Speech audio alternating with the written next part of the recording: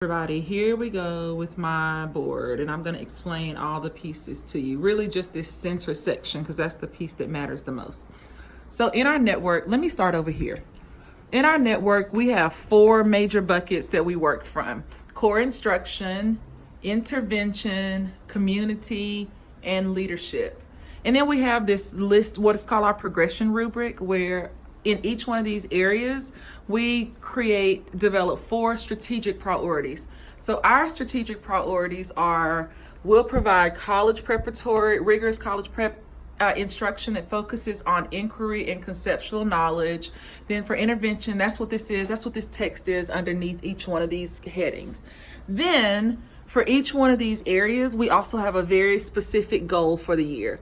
So for this year, our goal in core instruction is a 40% growth in meets and masters in all content areas. So we had 36% overall, and we want to move to 50% so each one has a goal, okay?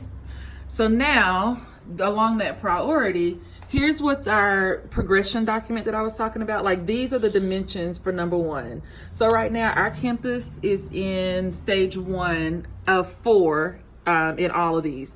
So this is what it looks like. This is where we are now. This is where we're trying to get to. Or where we are, and then this is the next stage. So I have both of these listed so we can always see where we are and where the goal is. Okay, I just printed these new ones because the other ones were all marked up and I want to fix them. Okay, so now let me take you from here to over here. So in our campus newsletter, here are our strategic priorities, and here's our goals. Like this is on page 3 in the newsletter. Well, then for each one of these goals, there's also a weekly focus. We break this down from the annual goals to quarterly goals to monthly goals. So for our monthly goals that we have set, I've also broken those down into a weekly focus and look fors. So our focus for this week in core instruction is that everybody has a lesson plan, which y'all have to understand that last year nobody did lesson planning on my campus. So everybody creates a lesson plan with a clearly stated objective. I will, and then that's aligned to an exit ticket, and that we also have direct instruction that lasts no longer than 20 minutes, and at least 30 minutes of independent practice with aggressive monitoring. All of this is very new for my staff. So here's our weekly focus and look for core instruction, for intervention, community, and leadership, right? So then we've taken this and turned it into very specific weekly goals. So our weekly goal for core instruction is that 100% of teachers posted their aligned lesson plans by Monday at 8 a.m. So last week we had 20 teachers who had it posted by 8, and this week the goal was to have 30. And yes, we accomplished that. So since that's right on my board, I'm right there. Then 50% of teachers use our iLearn lesson plan template. The reason that I used, so the iLearn lesson template really is aligned to these strategic priorities and these goals. So it's focused on inquiry. It talks about conceptual knowledge. It talks about the number of the pacing. So did 50% of our teachers actually use our iLearn lesson template? Nope, they didn't. We only had about 12 out of 30 this week. So those other 3, so my goal for next week is to do this again, and we're going to increase that to 75%. So teachers who didn't use it this week, we're going to do tutorials during their weekly planning meetings, because the people who didn't use it are people who just said they don't understand it, they don't know how. And then the other goal for core instruction this week is that 100% of teachers use our Mighty 5 with fidelity. And these are our scholar behaviors in the classroom. Like, does everybody raise a strong silent hand to ask or answer questions? Does every scholar answer questions using complete sentences? So those are those 5 essential scholar behaviors that happen in the classroom. So we have, and I also want those posted in every classroom so that scholars see them and begin to internalize it. So last week, only 3 people had them posted, and today we still didn't meet that yet. We had 10 out of 17. But remember, these are weekly goals. So by the end of the week, our goal needs to be that all 17 classrooms have them. And you see 17 classrooms and 30 teachers because we classroom share. We're co-located because we don't have enough classrooms for all our people. So that's what we have for core instruction. This right here is just our weekly focus then every single specific goal for the week is right here. And we monitor this every single morning during our admin team check-in. We have a morning check-in every morning for 15 minutes to look at our progress towards goals, what's going on for the week. During that time, we look at who's here, who's not here. We look at specific things that I need to accomplish today so they know what's up with me. This section right here are all the existing structures in our school. So we do a weekly memo to staff. We do a monthly parent newsletter. We have professional development every Wednesday except second Wednesday when we all go home early. We have vertical team meetings or PLCs. We have grade level meetings. We have a bi-weekly teacher leader meeting. We have a weekly coaches and admin team meeting. We have one-on-ones, which is our weekly planning meetings with teachers. We have our scholar management team meeting, and we have dean development, and then we also have a staff climate team. So these are all the structures, right? All the things that currently exist in our school for us to accomplish our goals. And so all I have here is how do these things, which structures accomplish these goals?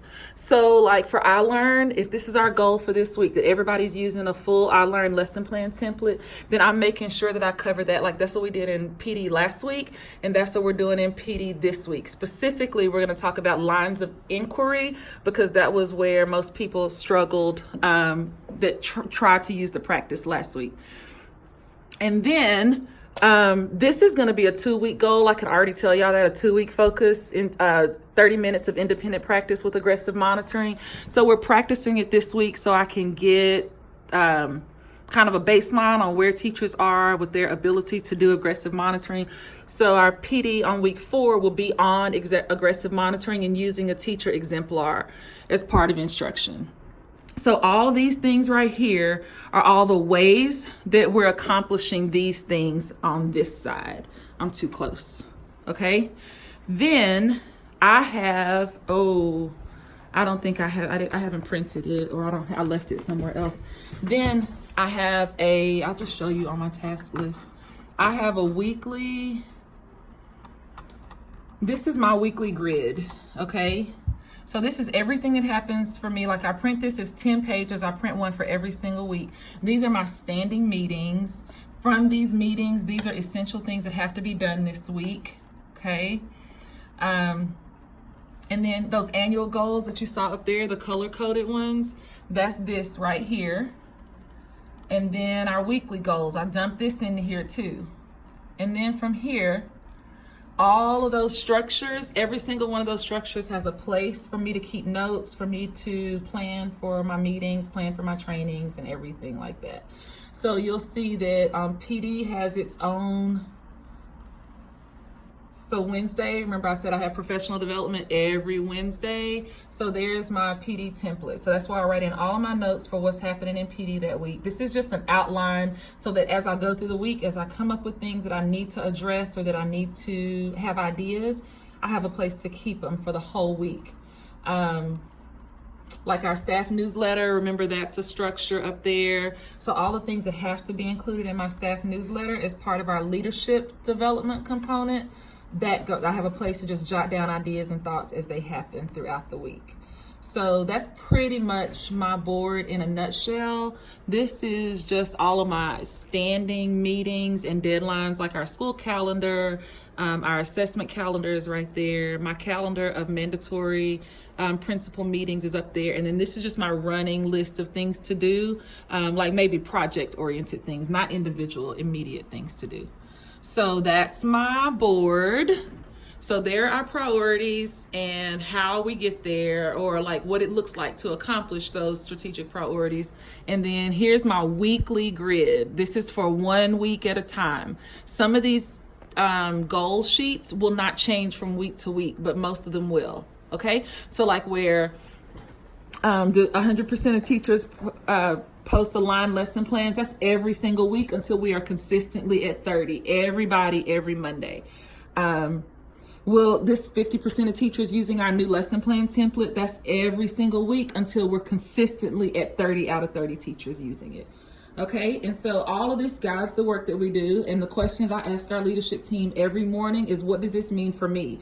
So if 100% of teachers need to have lesson plans posted, what does that mean for me? That means that as an admin, as a coach, I have to follow up with my teachers Monday morning at 8 o'clock and make sure their lesson plans posted, and or on Friday, I need to make sure that's part of my weekly planning meeting with them so that they have all the support that they need.